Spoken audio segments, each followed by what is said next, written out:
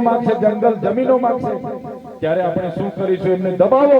અમારા વકીલ નિરંજનભાઈ, આશુતોષભાઈ, અમારા વિક્રમ કાકા, બધા ગોવિંદ ગુરુજી બધા, અને પોલીસ એમને મળવા ના દીધું, કપડા ના આપવા દીધા. બીજા દિવસે મને કોર્ટમાં રજૂ કર્યો. મારા વકીલો ગેટ પર આવ્યા કે અમે વકીલ છે ચૈતરભાઈ ના, ગોપાલભાઈ થી માંડીને બધા વકીલો પગે પડે કે અમને કેસ લડવા દો. કેસ નહીં લડવા દીધો. મારા જામીન રદ કરાવવામાં આવ્યા. મને વડોદરાની સેન્ટ્રલ જેલમાં લઈ જઈને અંધારી કોઠડીમાં રાખવામાં આવ્યો. તમે વિચાર કરો, એવો તો શું ગુનો કર્યો તમે? શું આદિવાસી માટે લડવું એ મારો ગુનો હતો? શું કેવડિયાવાળા માટે ઉભા રહીને લડવું એ મારો ગુનો હતો? શું અમારા યુવાનોને મારી નાખે એમની મહિનો નહીં 80 દિવસ આ વડોદરાની અંગ્રેજોની સેન્ટ્રલ જેલમાં મને રાખવામાં આવ્યો. મને ડરાવવામાં આવ્યો, ધમકાવવામાં આવ્યો, અને મને કહેવામાં આવ્યું કે તમે કેમ કેવડિયાવાળા માટે લડો? પણ આદિવાસીના દીકરા છે, તમારી જેલોથી અમે ડરવાના નથી.